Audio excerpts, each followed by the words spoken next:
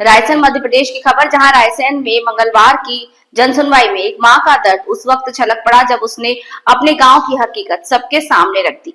रायसेन मंगलवार की जनसुनवाई में एक मां का दर्द उस वक्त छलक पड़ा जब उसने अपने गांव की हकीकत सबके सामने रख दी।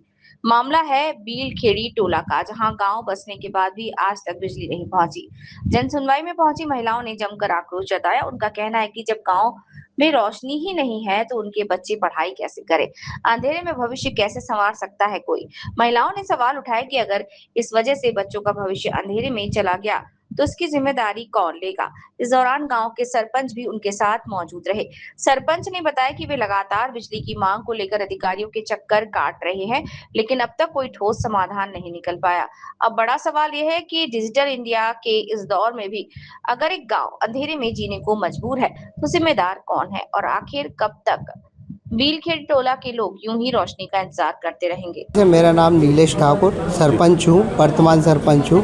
ये टोला को बसे हुए 20 से 25 वर्ष हो गए हैं। शासन को कई बार इन लोगों ने अवगत कराया है कि हमारे पास रास्ता नहीं है, सड़क नहीं है, बच्चे कीचड़ में, बारिश में कीचड़ में विद्यालय जाते हैं, कीचड़ों से रास्ते से जाना पड़ता है। और अभी फ़िलहाल में तो हम ये स्थिति में है, यहाँ पर लाइट भी नहीं है, मच्छर में पड़े हुए। सरपंच हो तो आपने क्या कोशिश करी इसके लिए? मैं कई बार कार्यालय में, अलग अलग विभागों में, एमपीपी विभाग में भी जाकर मैंने आवेदन दिया है, इनको भी ले जाकर आवेदन दिए हैं मैंने, और हमारे माननीय जी को भी अवगत कराया है। बताओ, जो आपके लिए जो फंड आता है आपके लिए, उसमें कोई विकास कार्य नहीं होता क्या? नहीं होता है सर। फिर इतनी परेशानी कैसे होती है? एमपी विभाग को अवगत कराया हमने। एमपी भी नहीं, आप कह रहे हो कि कई समस्याएं बता रही हैं लोग, तो रोड भी नहीं है, कुछ भी नहीं है। नहीं, रोड का तो हमने करा दिया, रोड तो जुड़ गया है। ये तो मना कर रही है रोड नहीं, रोड अभी जुड़ गया है, प्रधानमंत्री में अभी बना नहीं है। बना नहीं है सर, जुड़ा नहीं, जुड़ा है खाली, बड़ा नहीं है। जुड़ा मतलब मैसेज तो ये आ चुका है। 2 मीटर 34 डिसमिल केसा है बिलखेड़ी से हमारे पठार तक 2 किलोमीटर के लगभग ये रोड पास हो चुका है, अभी बना नहीं है। इसके टेंडर वगैरह अभी जो प्रधानमंत्री सड़क के जो टेंडर अभी लगे नहीं हुए हैं। और मेन समस्या है लाइट की। लाइट कितने दिन से गायब है?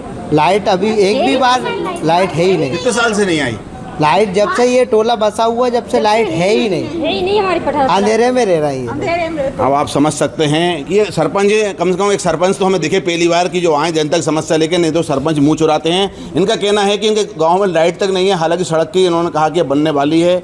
अब देखना यह है कि इनकी सुनवाई कहाँ तक पहुँचती है। मैं जन सुनवाई से राकेश जैन, रायसेन। क्या नाम है आपका? मेरा नाम जसमनी भाई बारेला है। कहाँ से आई हो? बिलखेड़ी से, मनिया पठार से आए, गोहरगंज के पास। क्या परेशानी है सर? हमारे यहाँ ना तो लाइट है, लाइट की व्यवस्था भी नहीं है, यहाँ तक कि ना रोड है और ना ही पानी की व्यवस्था है। और पानी भी पाइपलाइन दिए तो बिल्कुल फटी टूटी लाइन है, तो जनता पानी के लिए भी परेशान हो रही।